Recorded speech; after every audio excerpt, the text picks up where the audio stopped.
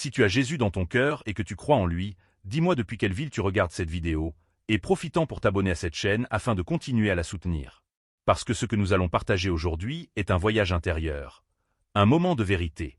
Frère Roger disait souvent que le plus grand danger pour l'âme n'est pas le doute, mais l'habitude. Cette façon de croire sans chercher, de prier sans écouter, d'être présent dans le corps mais absent dans l'esprit. Et quand j'ai entendu ces mots pour la première fois, j'ai compris qu'il me parlait directement. Le Seigneur est mon berger, je ne manquerai de rien. Ces mots sonnaient si simples. Mais as-tu déjà ressenti le poids de chaque syllabe?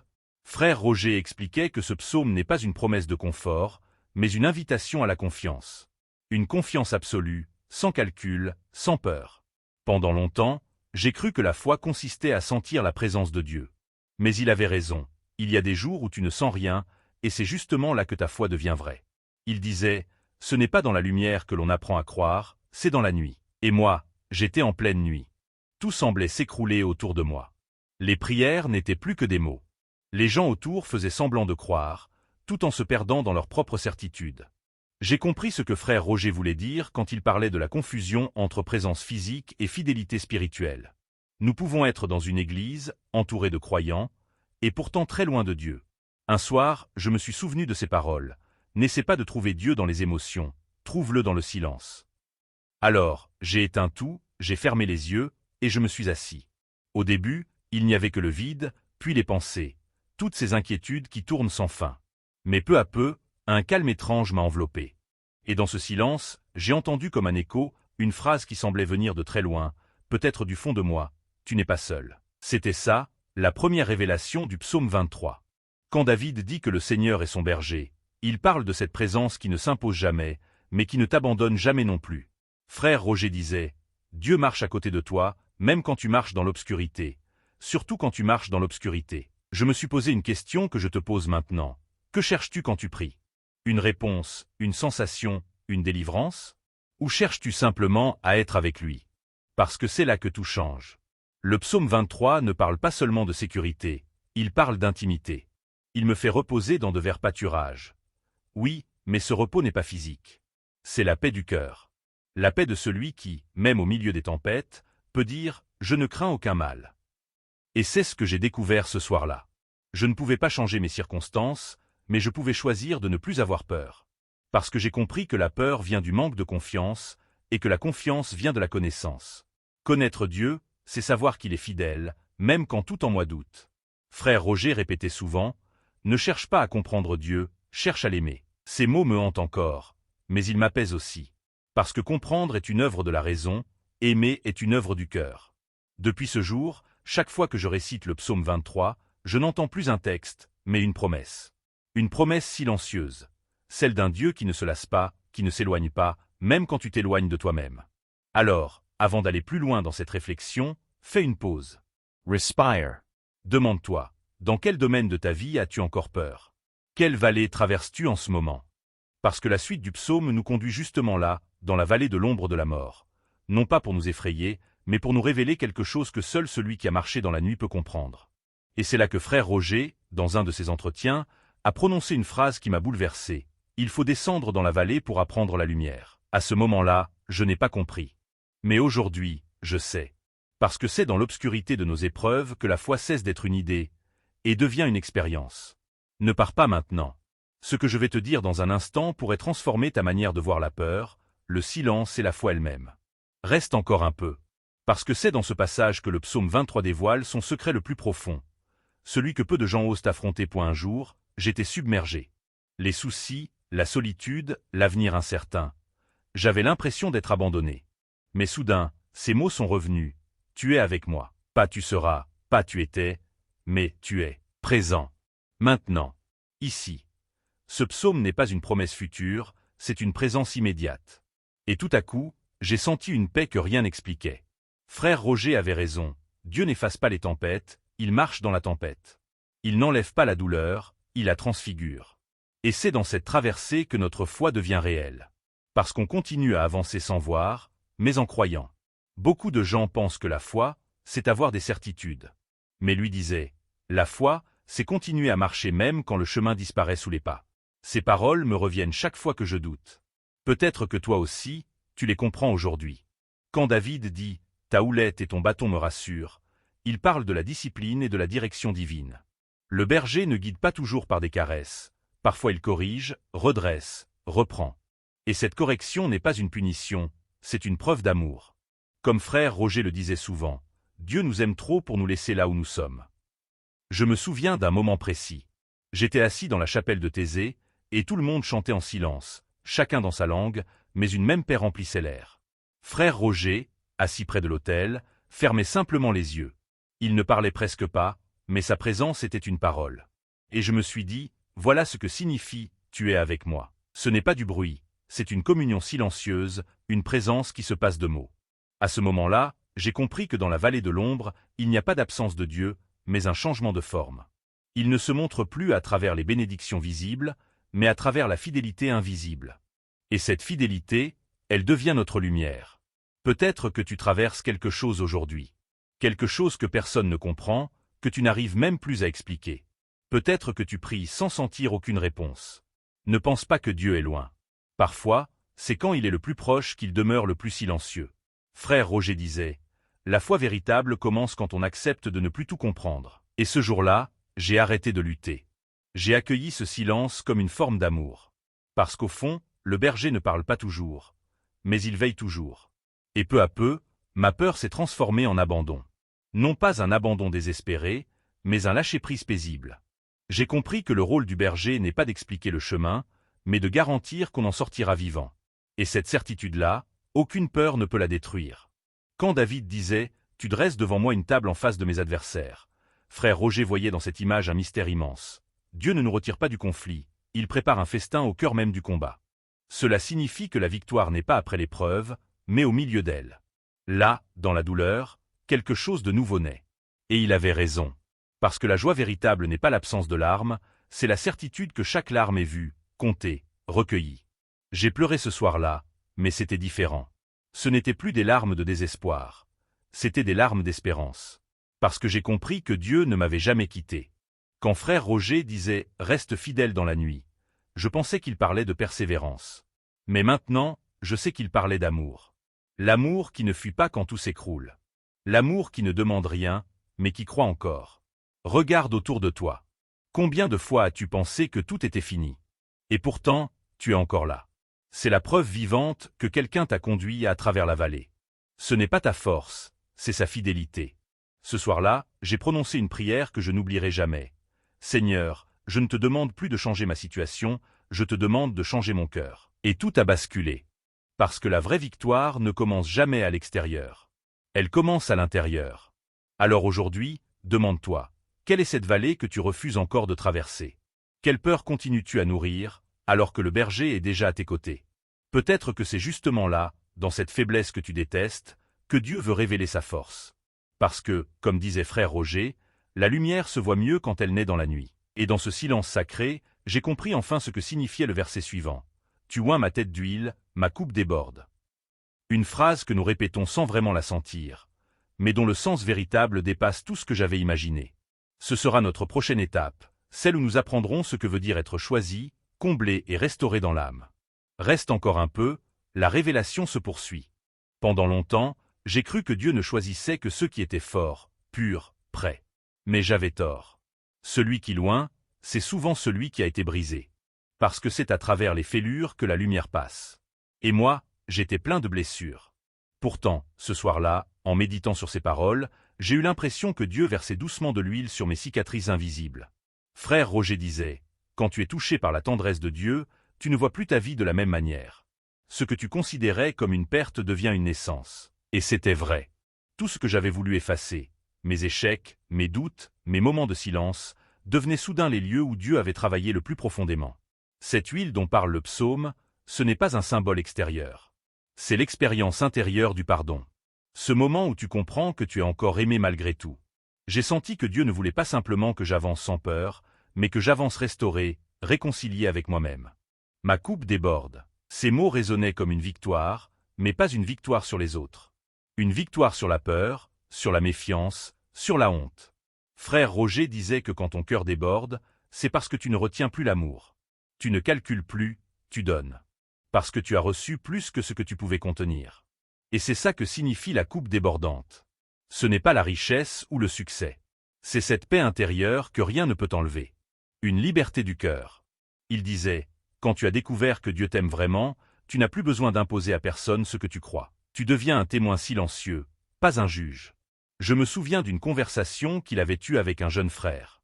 Il lui avait demandé, « Frère Roger, comment garder la foi quand on se sent vide ?» Et il avait répondu, « Ne cherche pas à la garder.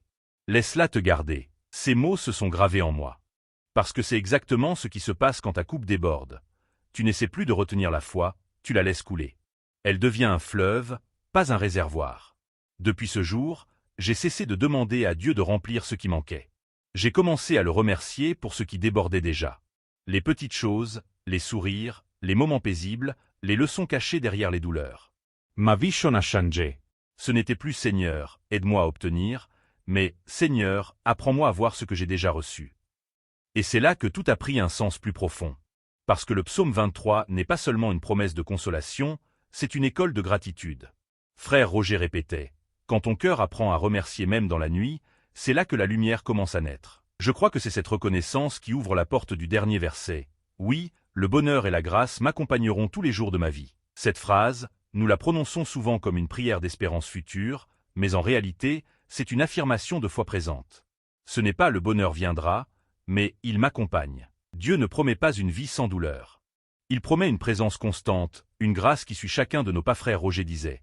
La grâce, c'est Dieu qui continue à t'aimer alors même que tu as cessé de comprendre pourquoi. Et c'est cette phrase qui m'a accompagné depuis. Quand j'ai commencé à vivre pleinement cette vérité, j'ai remarqué que ma peur de l'avenir diminuait. Non pas parce que tout allait bien, mais parce que je savais que je n'étais jamais seul dans le chemin. J'ai commencé à reconnaître la grâce dans les interruptions, le bonheur dans la simplicité, et la joie dans la fidélité quotidienne. Un soir, en regardant le coucher du soleil sur les collines de Thésée, j'ai compris ce que voulait dire « ma coupe déborde ». Ce n'était plus une image poétique, c'était une réalité. J'existais encore, j'aimais, j'espérais, et c'était déjà un miracle. Car aucun jour n'était perdu quand il était vécu en présence de Dieu. Frère Roger disait souvent « chaque souffle est un acte d'amour divin ». Et quand on en prend conscience, alors même les jours les plus ordinaires deviennent sacrés. Peut-être que ton cœur déborde aussi, mais tu ne l'as pas encore remarqué. Peut-être qu'au lieu de chercher plus, tu as juste besoin d'ouvrir les yeux sur ce que tu possèdes déjà.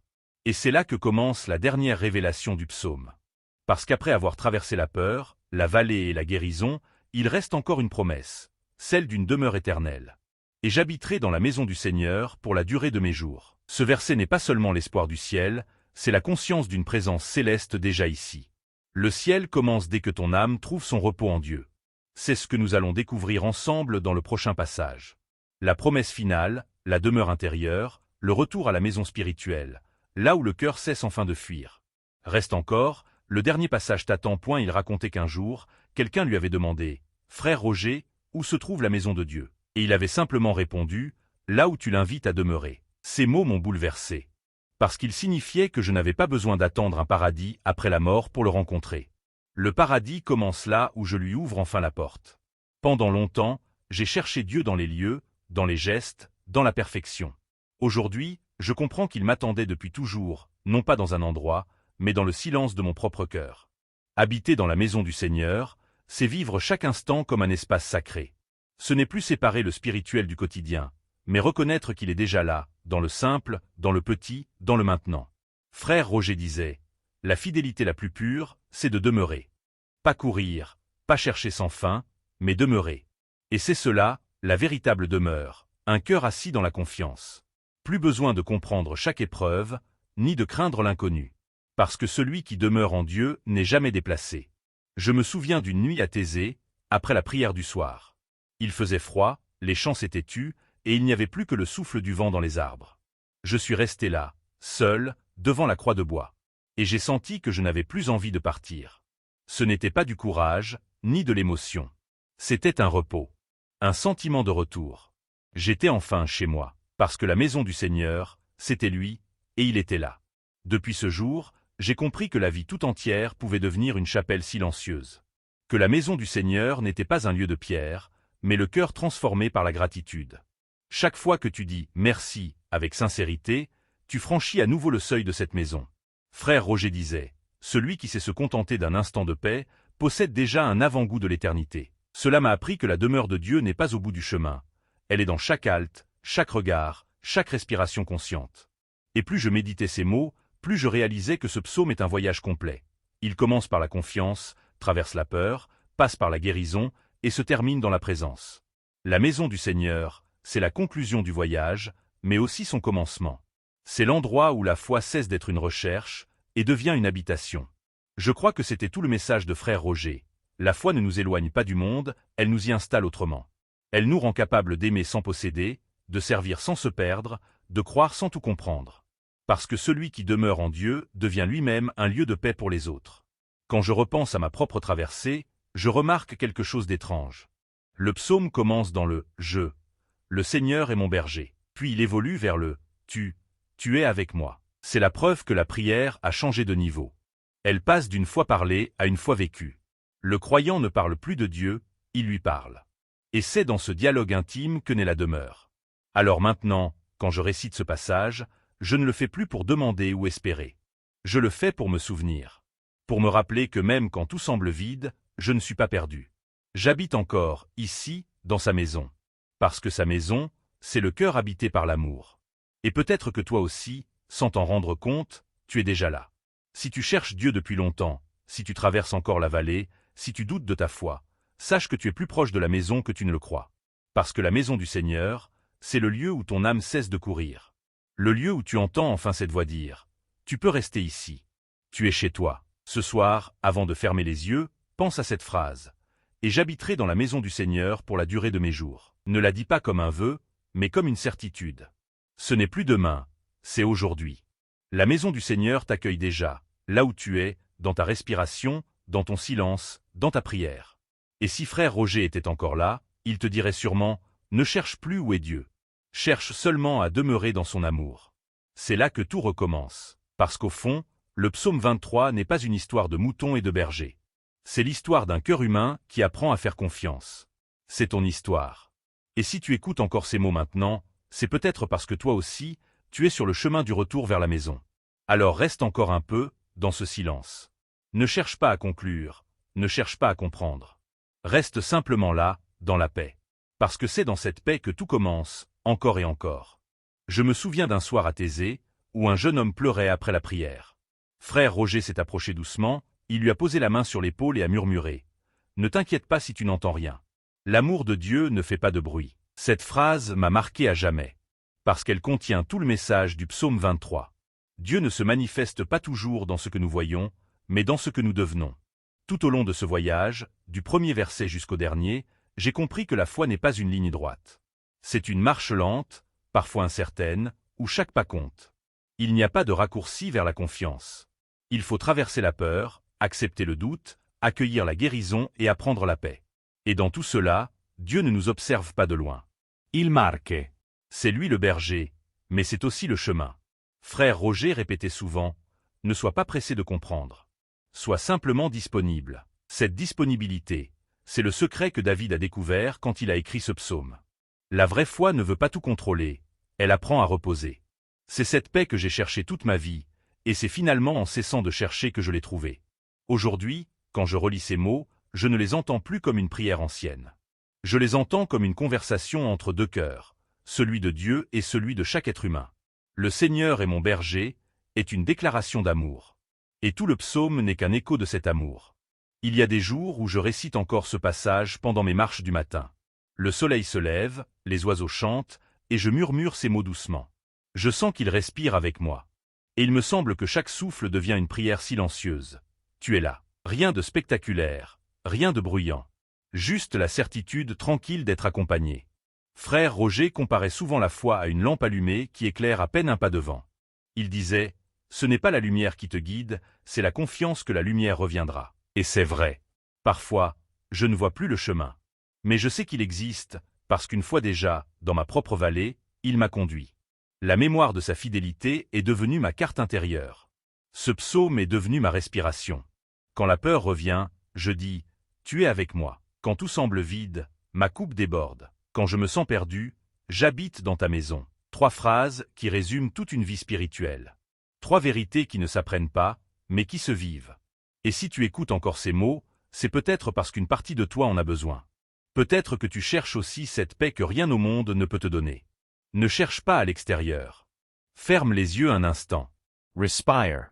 Dis simplement, le Seigneur est mon berger. Ce n'est pas une formule magique. C'est une reconnaissance.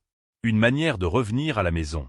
Frère Roger disait que la foi ne te retire pas de la réalité, elle t'y replonge différemment. Et depuis que j'ai compris cela, je vis autrement. Chaque visage est devenu un rappel. Chaque instant, une prière. Et même dans la douleur, je ressens moins la peur, car je sais que tout ce qui m'arrive peut devenir un lieu de rencontre avec lui. Le psaume 23 n'est donc plus un texte ancien pour moi. C'est un compagnon, un ami. Et à travers lui, c'est la voix de Dieu qui me murmure chaque jour. Je suis là. Frère Roger avait raison. L'amour de Dieu ne fait pas de bruit, mais il transforme tout ce qu'il touche. Alors je te laisse avec une dernière pensée. Quand tu récites ce psaume, ne le dis pas seulement avec tes lèvres, dis-le avec ton cœur. Imagine que chaque mot est une marche vers la paix.